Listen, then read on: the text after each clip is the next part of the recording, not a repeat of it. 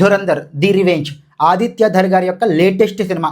ఒక దర్శకుడికి కన్విక్షన్ ఉండి, టాలెంట్ ఉండి, హానెస్ట్గా ఒక కథని రాసుకుని తన కథ మీద తనకు నమ్మకం ఉంటే ఎలాంటి వండర్స్ జరుగుతాయి అనడానికి ఈ ధురంధర్ సినిమానే ఒక నిదర్శనం. ముందుగా ఆదిత్య ధర్ గారి యొక్క గట్స్కి మనం అందరం కూడా మెచ్చుకోవాలండి. మనం ధురంధర్ సినిమాని 2 సినిమాలుగా చూడకూడదు. ఒకటే సినిమా, ఒకటే కథ, లెంగ్త్ ఎక్కువైపోవడం వల్ల 2 సినిమాలుగా చేశారంతే. దాదాపు 8 గంటలు ఉన్నటువంటి ఒక సినిమా కథని వన్ ఆఫ్ ద ప్రొడ్యూసర్గా సినిమాకి ఉంటూ 1.5 ఇయర్ పాటు కష్టపడి దాదాపుగా 280 రోజులకు పైగా వర్కింగ్ డేస్తో ఒక సినిమాని కంప్లీట్ చేయడం అంటే ఆషామాషి విషయం కాదు. చాలా ప్రాబ్లమ్స్ వస్తాయి. చూసి ఒకే కథని లెంగ్త్ ఎక్కువైపోతుందని 2 పార్ట్లుగా రిలీజ్ చేయడం ఇదే ఫస్ట్ టైం కాదు. అంతకుముందు రాజమౌళి గారు చేశారు, దానికి ముందు అనురాగ్ కాశ్యప్ లాంటి వ్యక్తులు కూడా చాలా మంది చేశారు. బట్ రాజమౌళి గారికి అంత గొప్ప పేరు ఎందుకు వచ్చిందంటే బికాస్ ఆఫ్ హై బడ్జెట్. ఒక భారీ బడ్జెట్ సినిమా తీస్తూ ఆ సినిమా యొక్క ఫస్ట్ పార్ట్ కానీ ఫ్లాప్ అయ్యిందంటే ఇంకా సెకండ్ పార్ట్ గంగార్పణమే. డైరెక్టర్ మీద టూ మచ్ ఆఫ్ ప్రెషర్ ఉంటుంది. ఫస్ట్ పార్ట్ ఎలాగైనా హిట్ అవ్వాలి, లేకపోతే సెకండ్ పార్ట్ ఉండదు అని. రాజమౌళి లాంటి ఒక పెద్ద డైరెక్టర్ కూడా ఈ ప్రాబ్లమ్ని ఫేస్ చేశాడు.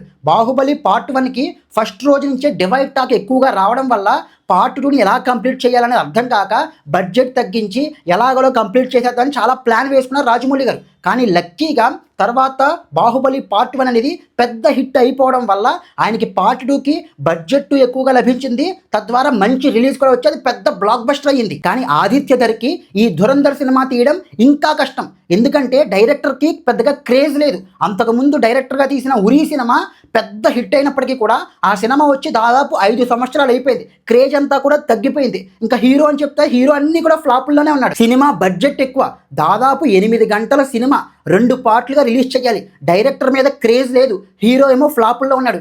ఏ విధంగా చూసుకున్నా సరే ఈ సినిమా హిట్ అవ్వడానికి ఛాన్సే లేదు. కానీ ఇంత పెద్ద బ్లాక్ బస్టర్ సినిమాని చేసి చూపించాడంటే అది కేవలం డైరెక్టర్ యొక్క సత్తానే. డైరెక్టరు తన టాలెంట్ని, తన కథని పూర్తిగా నమ్మాడు. రాజమౌళి గారు లాగా ఫస్ట్ పార్ట్ హిట్ అవ్వగానే సెకండ్ పార్ట్ కథని మార్చేయడమో, సెకండ్ పార్ట్ని మళ్ళీ రీషూట్లు చేయడమో లాంటివి ఏమీ పెట్టుకోలేదు. ఒకే కథ రాసుకున్నాడు, ఒకేసారి పూర్తిగా తీసాడు. ఒకవేళ ధురంధర్ ఫస్ట్ పార్ట్ ఫ్లాప్ అయినా సరే సెకండ్ పార్ట్ ఖచ్చితంగా వచ్చేస్తుంది. అలా ప్లాన్ చేసుకున్నాడు డైరెక్టర్. ఆదిత్య ధర్ గారికి ఏ రేంజ్లో కన్విక్షను, ఏ రేంజ్లో కాన్ఫిడెన్స్ ఉంటే తప్ప ఇలాంటి అద్భుతమైన సినిమాని తీయగలుగుతాడు. Hats off to his guts. మనం అందరం కూడా మెచ్చుకొని తీరాల్సిందే. మీరు ఈ సినిమా గురించి ఒక బుక్ రాయాలనుకుంటే ఒక 100 పేజీల బుక్ రాస్తే అందులో 90 పేజీలు డైరెక్టర్ గురించే రాయాలి. Because director is everything for this film. సినిమానే దర్శకుడు, దర్శకుడే సినిమా. దర్శకుడు లేకపోతే ఈ సినిమా లేదు. ఇప్పుడు ఫర్ ఎగ్జాంపుల్ బాహుబలి పార్ట్ 1 తర్వాత బాహుబలి